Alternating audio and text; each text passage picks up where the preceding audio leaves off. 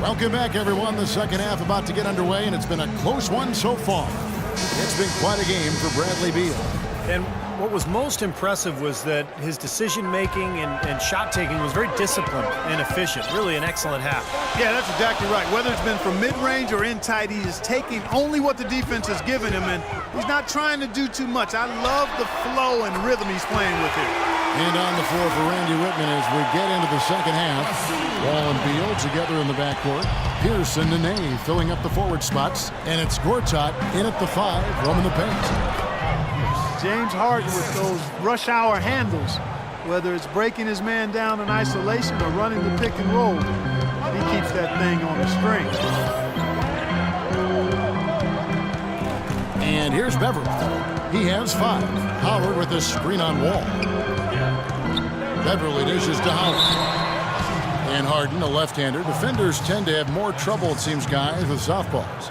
Well, and especially with Harden because of how crafty he is. He's got that Manu Ginobili Euro move, the change of speed, change of direction, and then the strength. I mean, that's what separates him. He draws contact and seems to just go right through players. The first one falls. Dwight Howard joining a great lineage, Steve, of Houston Rocket big men over the years, from the great Elvin Hayes to Moses Malone, Hakeem Olajuwon, to Yao Ming. I mean, what a litany of wonderful players in the history of that franchise. Yeah, there was that great photo at the press conference a couple years back when Dwight signed with Houston.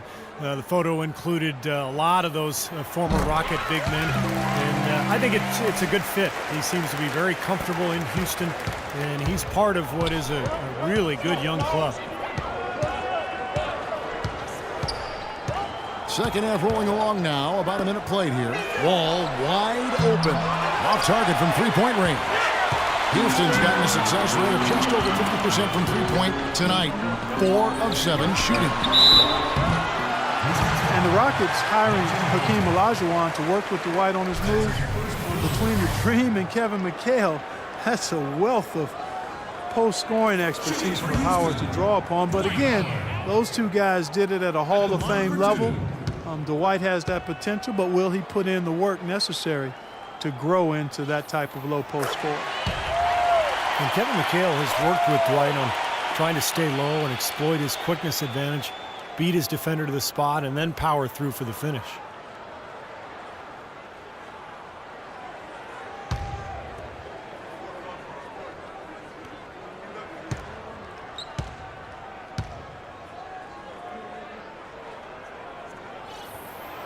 So he picks up just 1 from the line that time. You know, Dwight Howard had started 6 straight All-Star games until last season. The new balloting system with 2 backcourt players and 3 frontcourt players resulted in Blake Griffin and Kevin Love in the starting lineup. Howard felt slighted. He thinks that centers are kind of getting the short end of the stick here.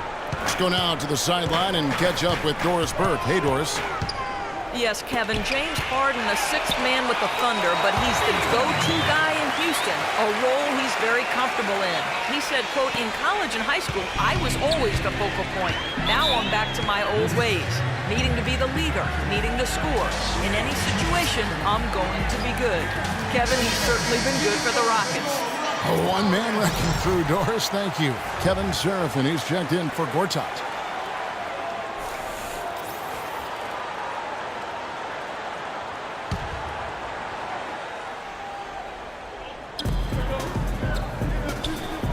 Outside, Wall. Pass to Nene. Outside, Pierce. He kicks to Beal. Back to Pierce. 6 to shoot. And another miss by Washington.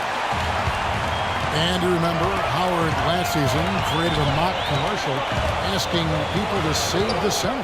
Yeah, you know, as usual, Dwight Howard finding a way to have fun with it in bizarre fashion. That's part of who he is. But I think the underlying issue is a true one. The age of the lumbering pivot man in the NBA seems to be slowly going towards extinction. Outside, Wall. Outside, Pierce. Beal gets a wide open look. Gets it to go from beyond the arc.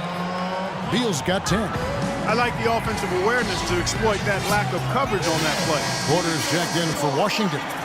Let's see the stat sheet here on John Wall. He has been filling up the stat sheet for the last month. 4th in steals, 7th in assists, and he's been quite an offensive threat, averaging enough points to put him in the top 20 in scoring. Steve, he's a real ace defensively for him when you take a look at his steals per game average. I mean, whether it's getting into the passing lanes or taking the ball from ball handlers, he does both really well.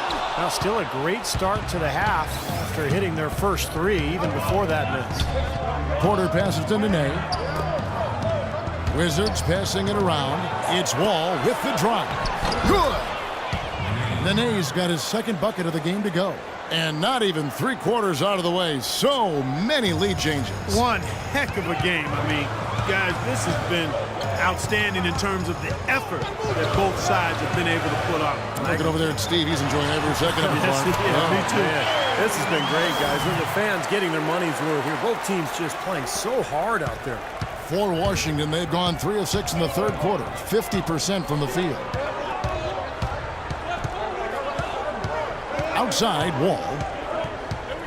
Nene setting the pick for Wall.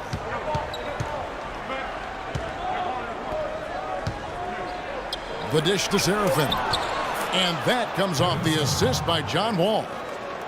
Wall's got 6 assists now in the game. For Houston, they've gotten 4 of their first 5 second-half shots to fall. 80% since the break. After a 5-year absence from the playoffs, the Wizards were able to get back into the postseason last year. Big step for the franchise. And it's Ariza in the corner. That's short off the rim. Can't get a much better look than that, though. Sure can't. Not one you'd expect him to miss there. And finished off by Porter. You know, regardless of who starts the break, it seems like he's usually the one to finish it. And that's because of how well he attacks the rim on the dead run. And the Wizards certainly turned some heads in their postseason run. A team considered to be an afterthought in the playoffs, but they did as well as any could have hoped for in terms of getting to the second round and pushing the Pacers to 6 games in that round. Washington's gone 1 of 4 in three-point shots here in the third. Outside, Wall. Nene setting the pick for Wall. Kicks to Nene.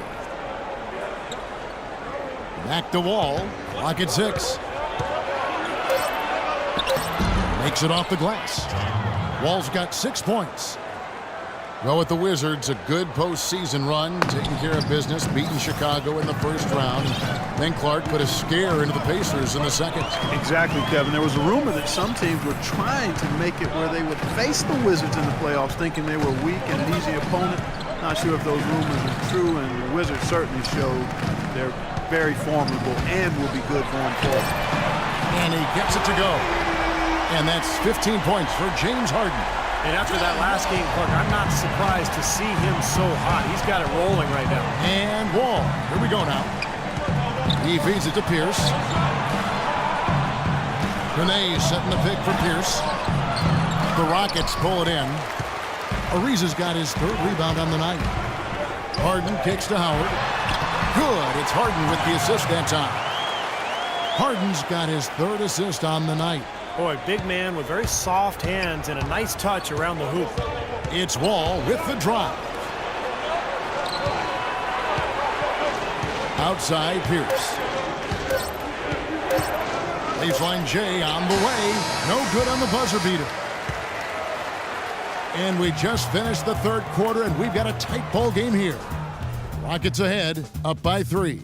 And we're coming right back after this break to get the fourth quarter underway.